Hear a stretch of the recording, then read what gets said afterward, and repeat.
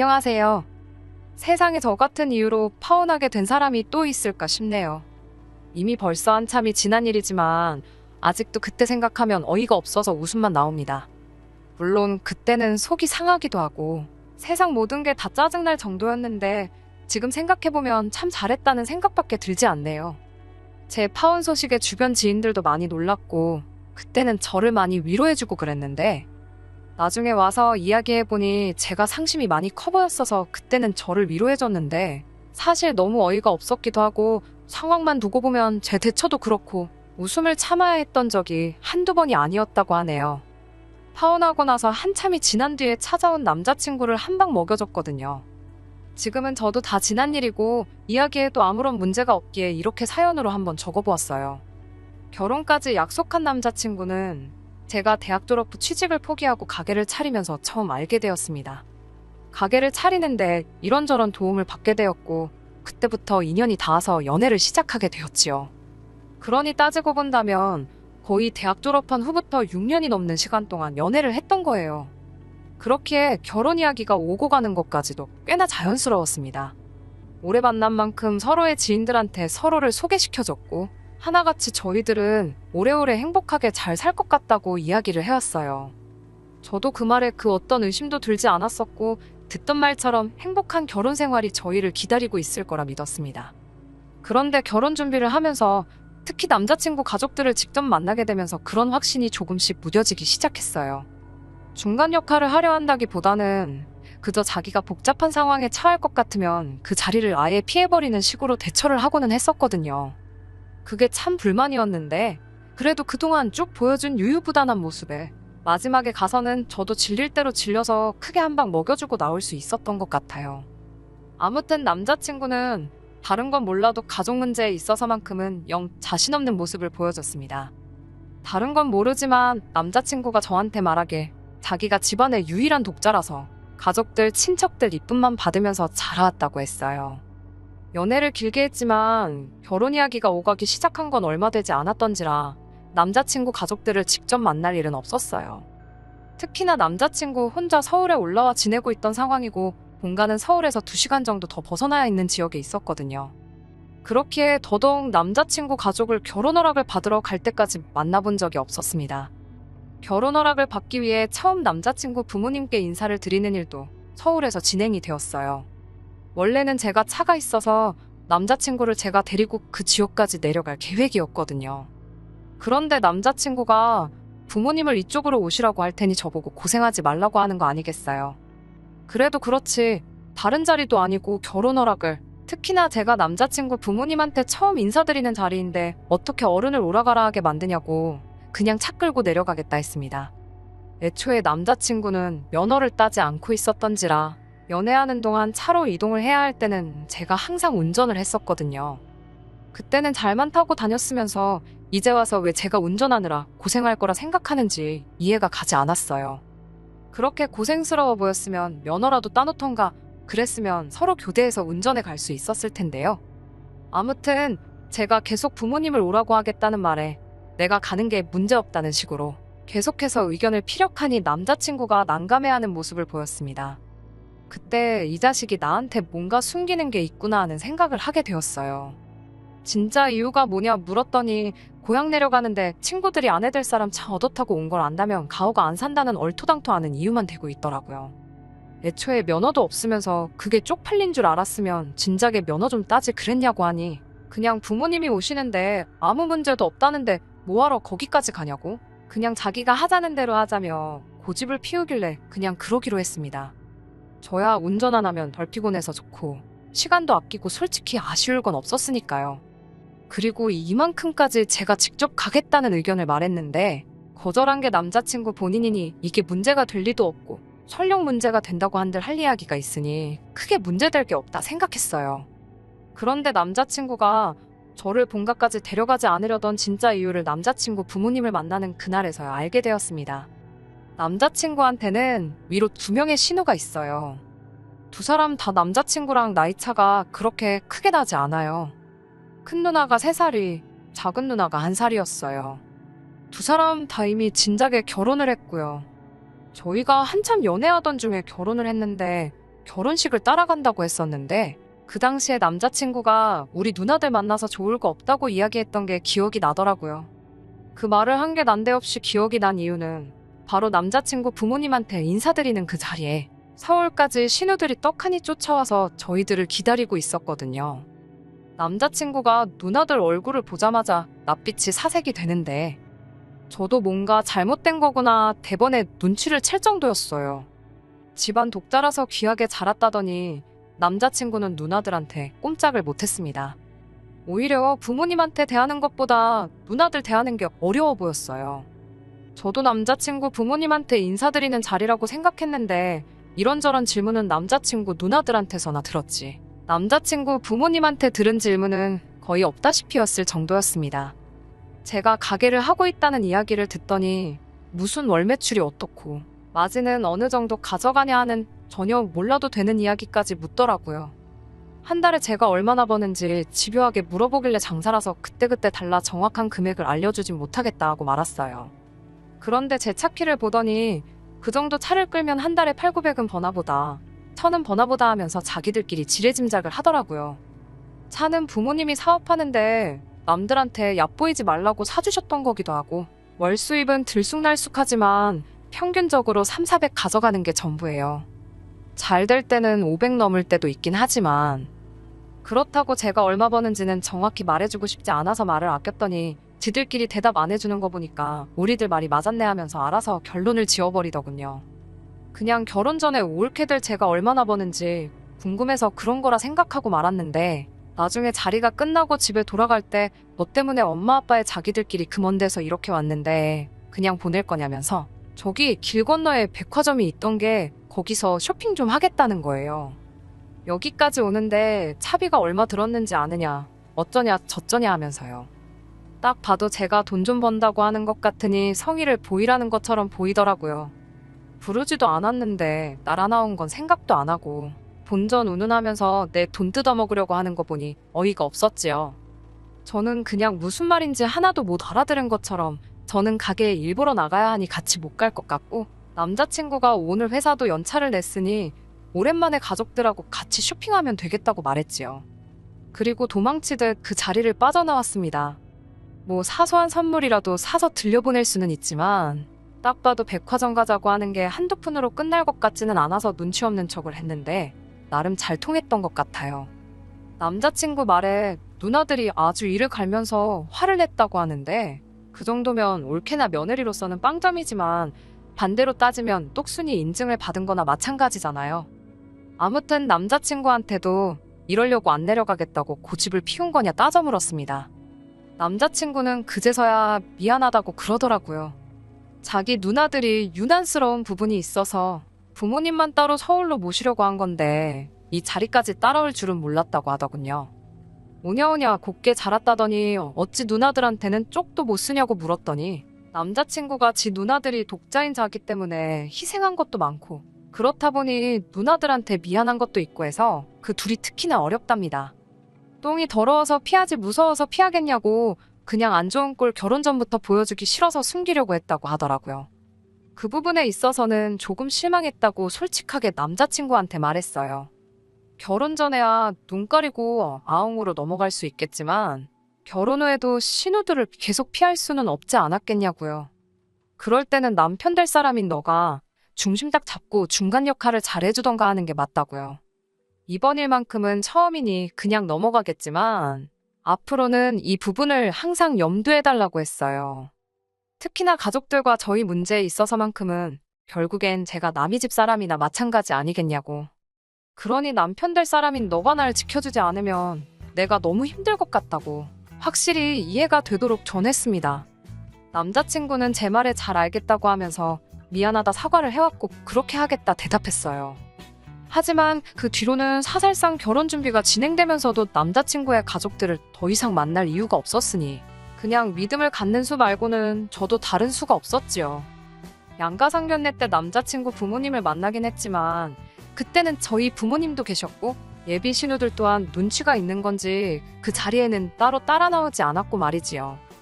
양가상견례가 끝난 이후부터는 결혼 준비가 일사천리로 진행이 되었습니다. 그리고 정말 제 인생에 잊을 수 없는 그날이 찾아오고 말았네요. 결혼 준비가 한창이던 차에 남자친구가 난데없이 자기랑 같이 본가에 좀 다녀와 보자고 하는 거예요. 부모님께 첫 인사드린다고 내려가겠다 할 때만 해도 억지 부리면서 못 내려가게 하고 기어이 부모님을 서울까지 오시라 했으면서 본가에 내려가자고 드니 저게 뭔 속셈인가 어이가 없었지요. 그땐 그래놓고 왜 이제서야 본가에 내려가자고 물으니 남자친구가 하는 말이 집에 제사가 있는데 그날 친척분들이 다 모이시니 인사를 드리러 가면 어떻겠냐 묻더라고요. 양가상견례가 끝났고 결혼식 날짜까지 다 잡힌 상황이긴 했지만 딱히 남자친구 친척분들한테 인사를 드리기 위해 제가 거기까지 가야 할 이유가 있나 싶었습니다. 그리고 저 때문에 모인다면 고려라도 해볼 수 있었겠지만 애초에 모이는 이유가 집안 제사 때문이라잖아요. 세상에 어느 누가 미쳤다고 결혼하고 나서도 가기 싫은 제사를 결혼 전에 벌써부터 참석하고 싶어 하겠냐 했어요. 인사드리는 것도 결혼식 때 다 오실 분들 아니냐. 인사는 그때 드리면 되는 거고 그게 아니면 결혼식 이후에도 날이 있을 텐데 그때 가서 하겠다고 했어요. 제사 때문에 다녀와야 하면 혼자 다녀오라고요. 그랬더니 남자친구가 그제서야 또 우물쭈물 진실을 말해주더라고요. 사실 진짜 이유는 할아버지가 손주 며느리 될 사람을 한번 보고 싶다고 했다는 거예요. 친척들 인사는 겸사겸사 저한테 둘러댄 이유였고요. 할아버지가 집안의 가장 어른이시기 때문에 집에서 목소리가 엄청 크시다네요. 거기에 이제 연세도 있으시다 보니 유산 상속 문제도 있고 해서 특히나 아버지들이 할아버지 눈밖에 들지 않으려고 안간힘이라대요. 자기가 독자다 보니 혜택은 제일 많을 텐데 할아버지가 아들 중에서는 자기 아버지를 제일 눈에 차지 않아 하신다고 하더라고요. 일처리도 대충 하고 마무리가 안 좋은 사람이라 못 믿었다고 독자인 자기가 아니었다면 진작에 할아버지한테는 한 푼도 못 받아가실 뻔했다고 하면서요. 그러니 이참에 가서 할아버지한테 점수도 따고 하면 아버지도 기가 살지 않겠냐면서 말입니다. 그래서 남자친구한테 미리 단단히 말해뒀어요. 전번 누나들하고 있을 때처럼 중간 역할 잘못하고 내가 당하는 꼴 지켜보고만 있으면 저도 가만히 있지는 않겠다고요. 그렇게 남자친구가 이번만큼은 저를 실망시키지 않겠다는 약속을 받아내고 남자친구 본가에 내려가게 되었습니다. 충분히 예상했던 바이지만 남자친구 누나들도 이미 벌써부터 도착해서 눈에 불을 켜고 저를 어떻게든 부려먹을 계획을 하고 있더라고요. 그래도 집안 어른들 다 모여있고 한자리다 보니 제가 나서서 전부 다 할 것까진 아니지만 적당한 선에서 눈치 보면서 간단한 일거리 정도는 도울 생각이었는데 예비 신우될 두 사람을 보니 그럴 생각이 싹 달아나더라고요. 그래서 일부러 더 아무것도 안 했어요. 애초에 결혼했다면 모를까 결혼하기 전인 시기에 따지고 보면 남의 집 제사나 마찬가지인데 제가 뭐 도와야 할 의무가 있는 것도 아니잖아요.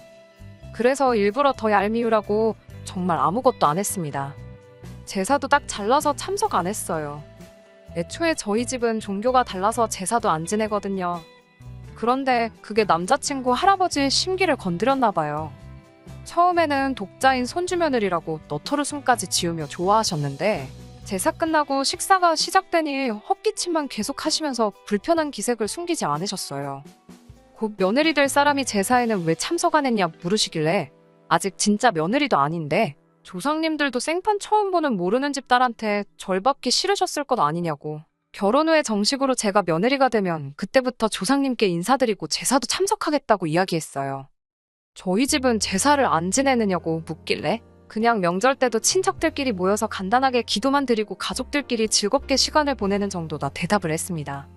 그러니 할아버님이 제 성씨를 두고 어디 성씨냐 물으시더군요. 제사를 안 지내는 걸로 봐서는 근본 없는 집안일 수도 있겠다며 양반 집안에 천한 걸 드릴 수 없으니 미리 알아봐야겠다고 농담하듯이 너털웃음을 지으며 묻는데 신우들이 누구한테 그 성격들을 물려받았는지 딱 알겠더라고요. 그래서 어디 성씨 무슨 파 몇 대손 학렬이라고 말씀드렸더니 할아버님이 그날 통틀어서 가장 큰 역정을 내기 시작하면서 저보고 냉큼 이 집에서 꺼지라고 소리를 치시더군요. 제사 문제로 제가 말대꾸했을 때보다 더 역정을 내는데 묻는 말에 대답한 것밖에 없었는데 왜 저러시나 싶었어요. 그런데 난데없이 몇백 년도 더 지난 조선시대 이야기를 꺼내면서 원래 남자친구 집안이 그때 무슨 높은 벼슬까지 했던 집안이었는데 저희 조상님 중 한 분의 관계로 귀양살이를 하게 되었고 그 뒤로 집안이 높은 벼슬길에 오르지 못했다고 하면서 집안의 원수나 마찬가지라고 하더라고요. 그래서 그 이후로 당신 살아생전에 그 집 구석 사람을 며느리로 들릴 일은 없을 거라고 대노를 하시는 거예요. 불똥은 남자친구 아버지한테까지 튀어서 너는 집안의 제사를 이어갈 놈이 그런 중요한 것도 확인 안 하고 결혼을 허락한 거냐며 노발대발 하시더라고요. 그 자리에서 제가 뭐 500년도 더 지난 조선시대의 일을 가지고 선조일로 죄송하다고 해야 하나 싶었어요.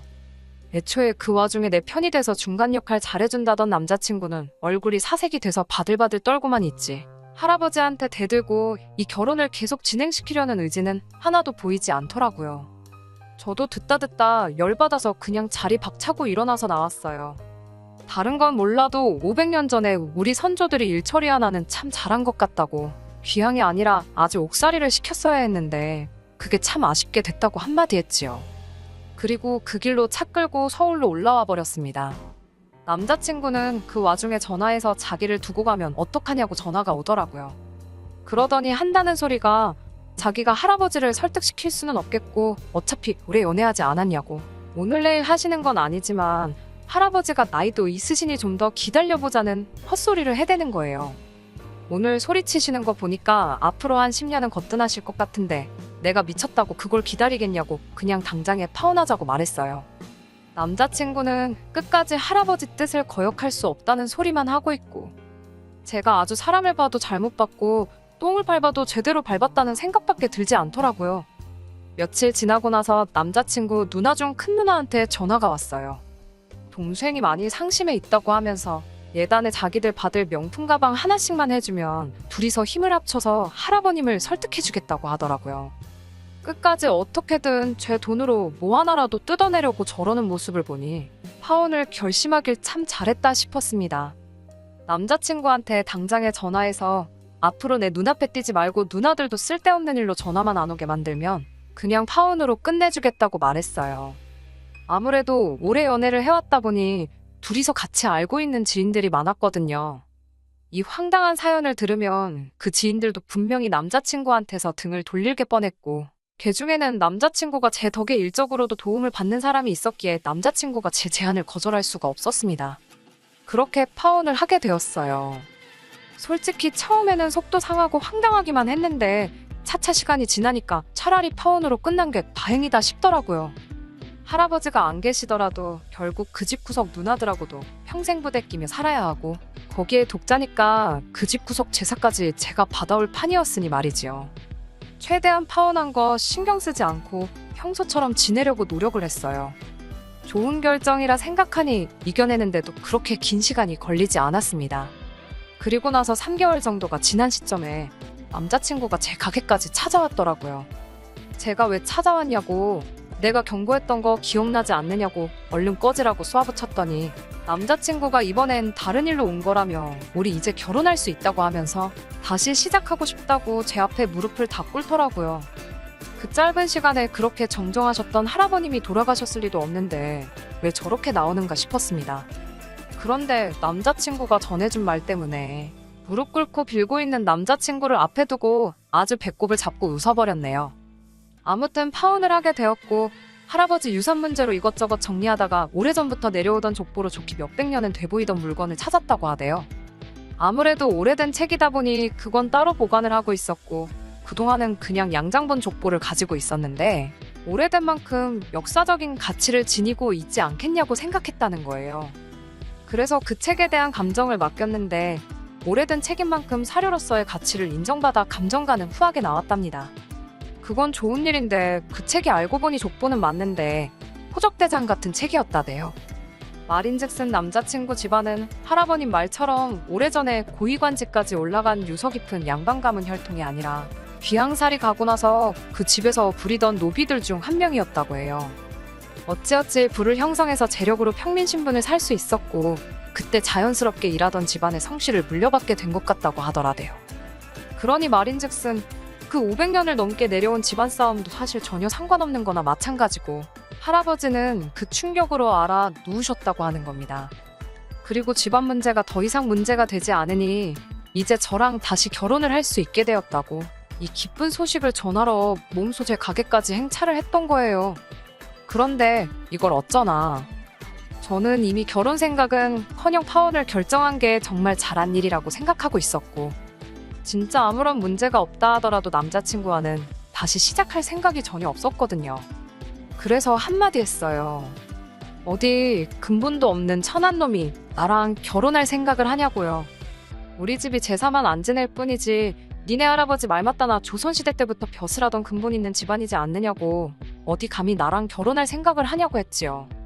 30초 줄게 내 눈앞에서 사라지지 않으면 포졸들을 불러서 곤장형을 내리겠다고. 어디 미천한 놈이 양반 앞에서 똑바로 말을 붙이냐고 으름장을 놓으며 아주 배꼽을 잡고 웃었네요. 아직도 그때 그 분해하던 남자친구 표정을 잊을 수가 없어요. 그날 남자친구 할아버지 앞에서 큰소리치고 자리 박차고 나왔을 때보다 속이 훨씬 더 후련했네요. 남자친구 딴에는 집안끼리의 문제로 비극적인 이별을 하게 된 거라 생각했나 봐요. 제가 파혼을 결정한 건 남자친구 가족들과의 문제도 컸지만 가장 결정적인 이유는 결단력 없고 중요할 때 제 편 한번 들어주지 못하는 못 믿어온 모습 때문이 가장 컸거든요. 여태까지 이 파혼의 이유가 자기한테 문제가 있는 게 아니라고 생각했던 남자친구한테 제대로 참교육을 해줬습니다. 6년을 넘은 인연의 종지부를 찍긴 했지만 말씀드렸던 것처럼 저는 이 파혼이 제 인생에서 가장 잘 내린 결정 중에 하나라고 생각해요. 아무리 집에 돈이 많으면 뭐하나요? 저희 집도 부족함이 없고 저도 제 사업하면서 잘 먹고 잘 살고 있는데 말이에요. 아마 남자친구는 할아버지 유산을 혼자 다 물려받아도 지 누나들한테 다 빼앗겼을 거예요. 평생 남의 편으로 살 남편을 믿고 사는 것보다 평생을 혼자 살더라도 제 자신을 지킬 수 있는 결정을 내렸으니 후회는 없습니다. 끝까지 들어주셔서 감사합니다. 오늘의 사연은 여기까지입니다. 구독과 좋아요, 알람 설정 부탁드리고 더 좋은 사연으로 다시 찾아뵙겠습니다. 감사합니다. 신바람 사연 아파트, 오늘의 사연 시작하겠습니다. 안녕하세요. 얼마 전 온갖 똑똑한 척들은 다 하던 전남편과 신우의 소식을 듣게 되었습니다. 어떻게 지내고 있는지 사실 하나도 궁금하지 않았는데 듣고 나니 속이 마치 시원한 냉수 한 잔 먹은 것처럼 시원해져서 사연을 안 적어 보낼 수가 없겠더라고요. 신우하고는 결혼 전 처음 만났을 때부터 안 좋았어요. 성격이 제가 여태껏 만나왔던 사람들 중에 역대급으로 개차반이었거든요. 그래도 신우가 회사 일 때문에 좁은 거리가 되는 곳에 거주하고 있던 터라 부대 끼고 살게 되진 않을 거라 생각했고 남편도 시부모님까지도 신우 성격이 이상한 걸 알고 있었기에 제 편이 돼줄 거라 생각했었습니다. 파리 안으로 굽는 법인데 제가 착각을 하긴 했지요. 신우는 세상에서 자기만큼 똑순이가 없다고 생각했는데 제 생각엔 그냥 거만하고 재수가 없는 거지. 똑순이하고는 거리가 엄청 먼 사람이었어요. 말했다시피 시가족들도 그걸 다 알고 있었는데 알고 보니 멍청하고 주제 파악 못하는 데다가 헛똑똑이 어수룩한 건 아무래도 신우만의 특징이 아니라 집안 유전이었던 것 같습니다. 아무리 봐도 아닌 상황을 두고서는 제가 틀렸다고 하고 온 가족이 자기들이 맞다고 우기고 있으니 상식적으로 제가 정상인 상황인데 오히려 역으로 제가 비정상이 돼버리더라고요. 빠른 손절을 하고 나온 게 다행이라고 생각합니다. 이혼할 게 무서웠다면 애초에 결혼조차 하지 않았을 겁니다. 그만큼 결혼에 대해서는 확신이 있었어요. 결혼 준비를 하던 중에 신우를 처음 만나게 되었는데 신우가 유난스러운 부분은 이미 익히 들어서 알고 있었기에 제 결혼 생활에 크게 문제가 되지 않을 거라 생각했었거든요. 양가 상견례가 끝난 이후에 결혼식을 2달 앞둔 시점에서 신우를 처음 만나게 되었습니다. 이미 당시에 시부모님 통해서 신우가 분명히 시비를 걸어올 것인데 그냥 베베 꼬인 부분이 있어서 그렇지. 아기는 없는 애니까 제가 좋게 잘 넘겨달라 부탁을 해오셨던 터라 저도 어느 정도 마음의 준비를 하고 만났습니다. 그래도 제가 회사 생활하면서 싹싹하고 사회생활 잘한다는 이야기를 자주 들어왔던 터라 웬만한 진상들 상대하는 법도 잘 알고 있어 신우 기분 맞춰주는 건 일도 아니라고 생각했거든요. 그런데 신우의 망가진 성격은 제가 여태껏 만나온 사람들을 통틀어서 최악이라고 해도 될 정도였어요. 얼굴은 그냥 평범하고 흔하게 생겨서 뒤돌아서서 사람 속에 섞이면 다시 못 찾아낼 정도로 희미한 인상이었거든요. 그런데 그 대한민국 평균 같은 신우 성격이 어찌 그렇게 베베 꼬여있는지 신기할 따름이었습니다. 첫 만남부터 제 인사를 받을 생각은 없어 보이고 제가 들고 있는 가방이며 입고 있는 옷이 어디 브랜드인지 확인하기 바빴어요. 그러면서 인터넷에서도 쉽게 찾을 수 있는 잡지식을 늘어놓으며 자기의 지식을 뽐내더라고요. 아는 척하는 건 좋은데 걔 중에는 잘못 기억을 한 건지 다른 데랑 착각했는지 싶은 부분도 있었어요.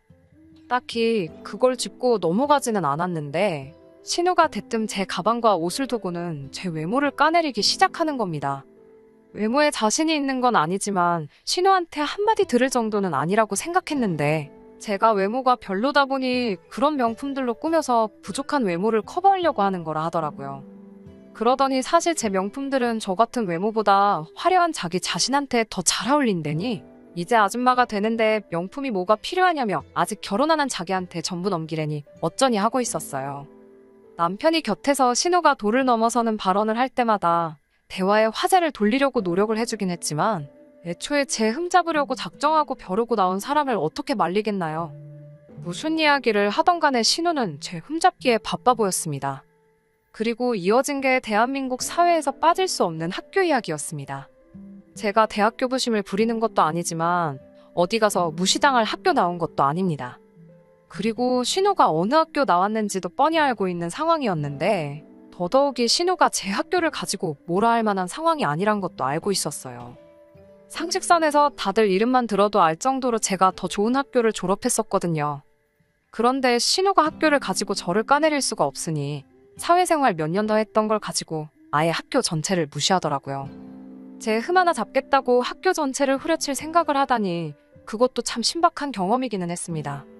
자기가 인사과에서도 몇 년 일을 해봤고 신입 직원 면접도 몇 번 해봤는데 제가 나온 학교 졸업생들 중에 쓸만한 놈들을 단 한 번도 본 적이 없다면서 헛똑똑이들만 모아놓은 실속 없는 학교라고 하는 거예요. 신우가 꼭 결혼 전에 이렇게 제 기선제압을 해야 하는 이유가 따로 있나 싶었어요. 좋은 학교 졸업했고 적당히 꾸밀 줄 알고 다니는데 칭찬 한마디 해주는 게 더 쉽고 상식적으로 훨씬 더 좋은 거 아닌가요? 더더욱이 제가 앞으로 한두 번 보고 말 사이도 아니고 이제 쭉 한 가족이 되어 지내게 될 사람인데 참 이해가 가질 않았습니다. 신우가 제 회사 이야기를 들었을 때는 그야말로 먹이를 낚아챈 한 마리 살쾡이 같았습니다. 제가 첫 직장은 그래도 제법 좋은 외국계 회사를 다녔는데 몇 년 전에 회사 내에서 마음 맞는 사람들하고 나와 회사를 하나 시작했거든요. 당장 월급은 반토막이 나버렸지만 당시에는 충분히 도전할 만한 가치가 있다 믿었고 비전도 확실히 보였기에 시작한 일이었고요. 하지만 신우 입장에서 보면 제가 다니고 있는 회사는 이름도 없는 중소기업, 소위 말하는 듣보잡 회사를 다니고 있는 것처럼 보였을 거예요. 그래도 신우가 능력은 있는 건지 회사는 꽤나 좋은 회사를 다니고 대우도 썩 괜찮게 받고 일을 하고 있었거든요. 그러니 회사를 가지고 정말 엄청난 잔소리를 해대기 시작했습니다. 저같이 능력 없는 여자는 결혼하면 출가회인이라고 가족도 버리고 시댁에 충성을 해야 하느니 어쩌느니 그런 회사는 진작에 관두고 내조에만 신경을 쓰는 게 낫다는 둥 살아봐야 저보다 몇 살이나 더 살았다고 신우한테 인생교육까지 받아야 했습니다. 회사에 대해서는 저도 딱히 해명하기도 귀찮아 일부러 아무 말도 안 했어요. 괜히 해명해봐야 이 트집 저 트집을 잡으며 무조건 자기가 옳다고 우길 게 뻔한데 저라고 일부러 힘 빼고 싶지도 않았고요. 신우와의 첫 만남 자리가 고역이긴 했지만 그래도 어느 정도 마음을 먹고 나간 자리였기에 못 버틸 정도는 아니었습니다. 어차피 한 귀로 듣고 한 귀로 흘릴 생각하고 나간 자리였으니까요. 남편도 어느 정도 신우를 자제시키려 드는 모습을 보여줬고 만남이 끝난 뒤에는 시부모님한테 전화와서 신우 만나느라 고생했다. 별일 없었느냐 안부도 물어주고 걱정도 해주시고 저보고 참아달라 또 한 번 부탁까지 하셨거든요. 거기에 신우랑은 집이 거리가 꽤 되는 데다가 신우도 나름 회사 일로 많이 바쁘던 사람인지라 자주 마주치지 않을 걸 알고 있었거든요. 제가 남편과 몇 년간 연애하는 동안도 신우를 따로 만나본 적도 없고 남편도 1년에 신우 한 번 보는 게 전부일 때도 있다 했을 정도였어요. 신우 하나만 보면 엉망이긴 했지만 남편이나 시부모님이나 순수한 면도 있고 사람들도 나쁘지 않았어서 신우 하나 때문에 결혼을 포기할 것까지 있나 그렇게 생각했었어요. 그래도 결혼 후에 신우 덕을 본 게 있어요. 제가 전업주부가 되지 않고 계속 경력을 유지하겠다는 사실을 알고는 신우가 어디 돈 잘 버는 남편 덕을 보려고 난리법석을 떨었거든요. 지 동생이 힘들게 벌어온 돈으로 제가 친정 호강시키는 꼴은 못 보겠다나요. 제가 당장 머리가 적은 건 사실이었지만 먼저 다니던 회사에서 적당히 모아놓은 돈도 있었고 결혼도 반반 결혼하게 된 마당에 어처구니 없는 소리를 하는 거나 마찬가지였지요. 그때도 그냥 신우 조용히 시키기 위해 그렇게 하기로 했다 말아라 그런 소리를 하길래 저도 애초에 원래부터 각자 버리는 각자 관리하고 싶었었다고 세게 나갔어요. 사실 그때쯤부터 회사가 자리를 잡아가기 시작했고 창립 멤버였던 저는 그만큼 월급에 있어서 혜택을 더 좋게 받게 되었습니다. 아마 각자 돈 관리에서 가장 배 아픈 건 신우를 포함한 시가족 전체였을 거예요. 결혼 후 3년이 지나서는 제 벌이가 남편 받아오는 월급의 2배 가까이 되었거든요. 결혼 생활 내내 신우하고는 거의 마주칠 일이 없긴 했지만 피해갈 수 없는 날이 있었으니 그게 바로 명절 때였습니다. 제 월급이 남편은 물론이거니와 대기업에서 월급 받는 잘나디 잘난 신우보다 많아졌다는 사실을 신우가 알게 되었을 때 그때 표정이 아직도 생생하네요. 명절에만큼은 멀리서 오는 신우 편하라고 가족 모임을 저희 집에서 가졌었거든요. 매번 명절 때마다 돈도 못 벌면 집에서 살림이나 하는 게 여자의 도리 아니겠냐며 잘난 척을 했었거든요. 그러면서 매번 제 씀씀이 가지고 잔소리하려고 올 때마다 제가 새로 산 가방이나 옷 같은 게 있는지 저녁 먹으면 제 옷방 겸 서재로 쓰던 방을 뒤지는 게 신우의 패턴이었거든요. 그때 일부러 제 연말정산 자료를 컴퓨터 화면에 띄워놨어요. 아니나 다를까 식사 끝나고 제 방을 뒤지고 온 신우가 표정이 멍해가지고 아무 말도 못하고 똥 마려운 강아지 마냥 전전긍긍하고 있더라고요. 이젠 그 잘난 월급 가지고는 잘난 척을 못하게 됐으니 속이 엄청 분했을 겁니다. 그날 저도 매번 참기만 하다가 신우한테 형님도 얼른 시집을 가셔야 하지 않겠느냐 뭐 그런 식으로 눈치를 줬지요. 그동안은 월급 좀 받는다고 큰 소리 치더니 자기가 버는 돈으로는 저한테 명함도 못 내밀게 되었으니 아무 대꾸도 못하고 씩씩대는 걸 보니 그간 참았던 우라가 한 번에 사라지는 것만 같았어요. 제가 결혼 생활 내내 신우한테 시달렸던 걸 남편도 알고 있었으니 저만큼은 아니지만 남편도 속이 후련했을 거라 생각했는데 그게 아니더라고요. 가족 모임이 끝나고 둘만 남게 되었을 때 남편이 저보고 누나한테 너무하는 거 아니냐며 지 누나를 감싸고 들더라고요.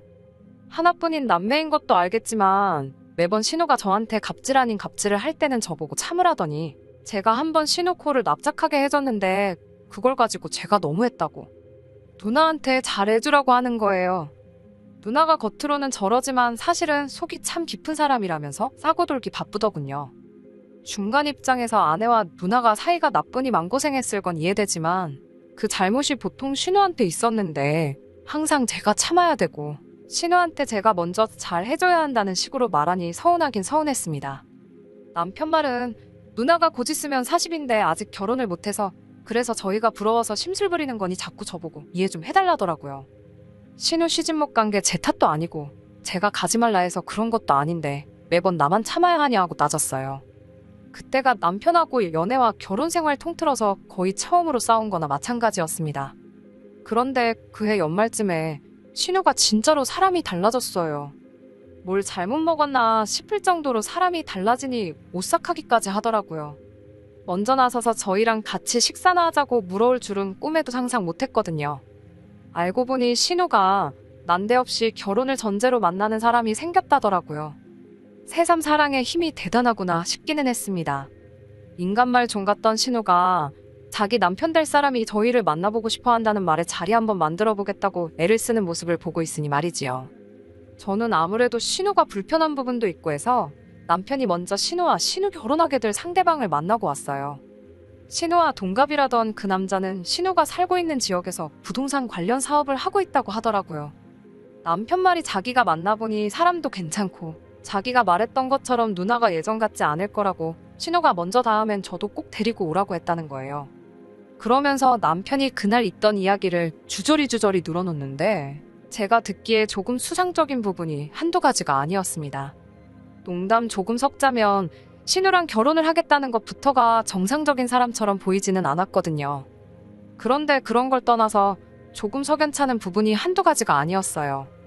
그래도 신우가 회사도 좋은데 다니고 모아놓은 돈도 상당한 걸로 알고 있어서 더더욱 저는 의심스러웠습니다. 남편은 저보고 진짜 실망이라며 제가 그런 성격인 줄 몰랐다고 하더라고요. 누나가 드디어 좋은 사람 만나서 결혼하겠다는데 그게 그렇게 안 이꼽냐는 식으로 나오는 겁니다. 그런 게 아니라 돌다리도 두드려보고 건너는 게 좋지 않겠냐고 좀 수상적인 부분이 있어서 그런 거라 했더니 남편이 그럼 자리를 피할 게 아니라 저보고 직접 만나보면 어떻겠냐고 하더라고요. 그렇게 실제로 신우가 결혼하겠다는 그 사람을 만나게 되었는데 오히려 그때 그 의심이 확신이 되었습니다. 처음에는 인상도 푸근하니 좋은 사람처럼 보이긴 했어요. 제가 진짜 과민 반응을 했나 싶을 정도로 정상적인 사람이었는데 사람이 술이 들어가면 본성이 나온다더니 자기가 자기에 대한 비밀이 하나 있다면서 말해주겠다고 하더라고요. 자기가 사실 이름만 들어도 다 아는 정치인의 혼외자라는 사실을 말해왔습니다. 그리고 이쪽에서 부동산 쪽 일을 하고 있는 이유도 이쪽에 대규모로 도시개발 및 산업단지 개발 계획이 향후 5년 내로 있을 건데 자기 아버지가 비자금도 만들고 할 겸 해서 자기를 이쪽으로 보낸 거라 하더라고요. 아무래도 친자식을 보내면 언론에 눈치도 있고 하다면서요. 그리고 이번 일만 성공하면 자기가 금뱃짓 하는 것도 어려운 일이 아니라고 자랑처럼 이야기하는 겁니다. 이때 저는 이 사람이 분명히 사기꾼이라는 확신을 갖게 되었어요. 아니나 다를까 저희가 이제 자기 처남하고 처남댁 될 사람들이고 아직 결혼을 하진 않았지만 결혼하면 한 가족이 될 사람들이나 마찬가지니 저희한테 투자 정보를 알려주겠다는 식으로 말을 꺼내면서 투자 권유를 하더라고요. 남편은 눈치도 없이 벌써부터 매형, 감사합니다 매형 이러면서 잘 보이려고 안간힘을 쓰고 있더라고요. 참 한심해서 웃음도 나오지 않았습니다. 집으로 돌아오고 나서 남편한테 이건 아닌 것 같다고, 길게 볼 것도 없다고, 저 사람 100% 사기꾼이라고 신우한테 잘 말해서 결혼 못하게 하라 한마디를 했습니다. 남편이 순간 표정이 완전히 썩어버리더라고요. 그러더니 저보고 아직도 그 소리를 하냐면서 언성을 높이더라고요. 신우만 헛똑똑이인 줄 알았더니 내 남편도 별다를 거 없는 상황에 적잖이 충격을 받았어요. 그리고 남편부터 설득을 해야겠다 싶어서 그날 그 자리에서 제가 느낀 바를 하나부터 10까지 다 설명해줬습니다. 애초에 언론 눈치 보는 아버지가 정체를 숨기기 위해 자기를 보냈다는데 그 비밀을 우릴 언제 봤다고 말해주는 것부터가 말이나 되냐고 했지요. 거기에 더불어 그 정도로 뒷배경도 든든하고 돈도 많은 남자가 뭐가 아쉬워서 신우랑 결혼하겠냐고 했어요. 너가 그 사람 상황이면 신우랑 결혼하겠냐고 물으니 꿀먹은 벙어리가 돼서 아무 말도 못하더라고요. 딱 봐도 신우 돈에 우리 돈까지 다 털어먹으려고 그러는 거 아니냐 하니 남편도 제 말이 일리가 있었는지 아무 말도 안 하고 있더라고요. 제가 신우한테 말해봐야 남편 반응보다 더 심한 반응만 돌아올 게 뻔하니 남편한테 신우를 설득하던지 시부모님한테 신우 좀 설득하게 해보라 말을 했어요. 남편도 그러겠다고 대답했고요. 암만 신우가 싫어도 평생 결혼도 안 하고 피땀 흘려 모은 재산을 투자하다 실패하는 것도 아니고 사기꾼한테 홀랑 털리게 둘 수는 없겠더라고요. 그래도 그때까지는 신우가 저한테 큰 신세를 졌구나 생각하고 있었어요. 이 일로 신우가 저한테 감사할 필요까진 없지만 그래도 관계 개선에 조금 도움이 되진 않을까 하는 기대까지 했습니다. 그런데 기어이 일이 터지고 말았네요. 시부모님이 난리가 났다고 빨리 좀 와보라는 말에 회사고 뭐고 다 제쳐두고 남편하고 같이 신우에게 향했습니다. 아니나 다를까 나라일은 표정으로 넋이나가 있는 신우를 발견할 수 있었어요. 그런데 신우뿐만 아니라 시아버지도 담배만 뻑뻑 피고 아무 말도 안 하고 있고 시어머니도 땅을 치면서 어떡하냐고 통곡을 하고 있더라고요. 전 재산을 날려먹은 게 신우뿐만 아니라 신우의 권유로 시부모님도 전 재산을 그 자식한테 전부 날려먹었다는 거예요. 사기당하지 않게 잘 이야기하라 했더니 이건 뭐 예상도 못한 시부모님 재산까지 날렸다니 날벼락 같은 소리였습니다. 제 경고로 다 끝난 일일 줄 알았는데 이게 무슨 일이냐고 남편한테 전달 안 한 거냐 물어봤어요. 남편은 그날 제 말을 아주 귓등으로 들었던 거예요. 남편은 제 앞에서는 알았다고 했지만 여전히 제가 신우가 콧방구 좀 끼는 남편이 생기게 되는 게 배가 아파서 해방을 놓은 거라 생각했던 겁니다. 남편은 그게 혹시 제가 너무 깊게 생각한 거고 투자 소식이며 모든 게 진짜였으면 큰 손해를 봤었을 거 아니냐 하는 겁니다. 자기들도 주변에 부동산이며 여러 군데다 다 컨택을 해보고 산업단지 개발 호재가 있다는 소문이 돌고 있는 걸 확인한 뒤에 그 사람을 믿고 진행을 했다는 거예요. 그러면서 지난 일 잘잘못을 지금 따져서 뭐 하겠냐며 일단 이미 엎질러진 물이니 우리가 나서서 해결을 해줘야 하지 않겠냐고 하더라고요. 일단 신우가 여태 모은 전 재산의 대출까지 끌어다가 그 남자한테 넘긴 돈이 상당한데 신우가 모은 돈은 둘째 쳐도 일단 대출이자가 엄청 부담이 될 테니 그 돈을 저희가 갚아주자는 겁니다. 이자만 없으면 신우가 월급은 많이 받으니 몇 년이면 다시 재기할 수 있을 거 아니겠냐 하더라고요. 그러면서 저한테 지금 돈이 얼마나 모여있냐고 묻더군요. 대번에 제가 제정신이냐고 내가 왜 신우 빚을 갚아줘야 하느냐 따졌지요. 가족끼리 도와주는 게 당연한 거 아니네. 어쩌네 하길래 신우가 말하지 않았냐고. 신우 시집 가면 출가 외인 남의 집 사람이 될 텐데 제가 뭐하러 내 돈으로 남을 도와주겠느냐 했어요. 남편이 성질을 내면서 끝까지 자기 누나한테 그럴 거냐 그러더군요. 그래봐야 지금 상황이 남편 입장에서 제 심기를 거스르면 안 되는 걸 아는지 그러면 일단 당장 넘어가게 생긴 시부모님 집부터 막아보자고 하는 겁니다. 일단 시부모님 집을 지켜내서 그 집을 팔고 신우 빚을 갚아주면 되겠다대요. 당장 오갈 곳 없는 시부모님은 우리가 모시고 살면 된다고 하면서요. 안 당해도 될 사기를 내 말은 귓등으로 무시해놓고 자기들이 옳다고 생각해서 진행해놓고선 책임을 왜 내가 져야 하느냐고 싫다고 했습니다. 그리고 자기들 편할 때만 가족 운운하지 말라고 한마디 쏘아붙였네요. 지금이야 가족이지만 서류 한 장이면 남 되는 거 몇 달도 안 걸린다고. 동생 돈 친정에 빼돌릴까봐 걱정된다며 결혼 후에도 남 취급할 때는 언제고 이제 와서 내 돈이 필요하니까 가족을 운운하느냐 한마디 했지요. 그러니 남편이 지금 이 상황에 이혼하겠다고 드는 거냐며 저보고 사람이네 어쩌네 하는 거예요. 지금은 너랑 내가 이럴 게 아니라 둘이 머리를 맞대고 힘을 합쳐서 이 상황을 극복하는 게 우선이라고 하길래 그 잘난 머리는 잘난 니네 가족들하고 맞대고 어떻게 할지 고민해보라고 하고 저는 그 길로 혼자 돌아와서 이혼 준비에 들어갔습니다. 결국 남편과는 그렇게 이혼을 하게 되었네요. 애초에 항상 먼저 신우를 이해해주고 한 발자국 물러나야 했던 결혼 생활 내내 답은 정해져 있던 거나 마찬가지였다고 생각해요. 그간 함께해온 정도 정이지만 일말의 동정심이라고 생각해서 위자료 청구는 따로 하지 않고 이혼하고 짐 빼는데 들어간 비용 정도만 청구했습니다. 위자료라고 해봐야 1,000만 원 좀 넘게 받을 수 있었는데 비용 같은 거 생각하면 사실 남는 것도 없었을 거예요. 그리고 최대한 그쪽 소식 모르고 지내려고 노력하면서 살아왔는데 우연찮게 소식을 듣게 되었어요. 신우는 시부모님뿐만 아니라 직장 동료 몇 명들한테도 투자 권유를 했었다고 하네요. 그중에서 저처럼 사짜 냄새 맡은 사람들은 다행히 아무런 피해가 없었지만 걔 중에는 신우나 남편처럼 그 사람이 진짜라고 믿었던 사람이 있었나 봐요. 그래서 신우 덕에 전 재산을 날려먹은 게 시부모님뿐만 아니라 신우 직장 동료도 몇 명 있었나 봐요. 그게 회사 내부에서 큰 문제가 돼서 신우는 결국 회사에서 잘려나가게 되었다대요. 시부모님도 결국 돈을 구하지 못해 집이 넘어가 버리게 되었고 가족끼리 서로 돕고 살아야 한다던 남편 말처럼 남편이 이제 집안의 가장이 돼서 좁아터진 집에서 전 재산 일은 시부모님 모시면서 거기에 더불어 이젠 직장까지 잃게 돼 아무것도 남지 않은 신우까지 같이 데리고 살게 되었다대요. 지금은 저랑 남편을 같이 알고 있는 지인들한테 술 먹고 신세한탄하면서 그때 제 말을 들었어야 했다고 후회를 한다는데 엎질은 물을 주워 담을 수 있나요? 애초에 온 가족이 자초한 일이잖아요. 제 말을 조금이나마 들었다면 신우 전 재산은 몰라도 시부모님 집이라도 지켰을 텐데 말이에요. 그래도 오래같이 지내온 사람이니 어느 정도 동정심은 들지만 여전히 이혼을 결심하고 실행에 옮긴 제 자신이 잘했다는 생각이에요.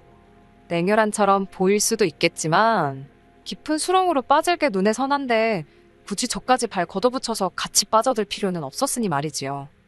세상 최고로 똑똑하고 잘난 신우랑 함께니 알아서 잘 살 거라 믿고 저는 여태 했던 대로 그 집구석에 신경 끄고 제 인생만 신경 쓰며 살 계획입니다. 끝까지 들어주셔서 감사합니다. 오늘의 사연은 여기까지입니다.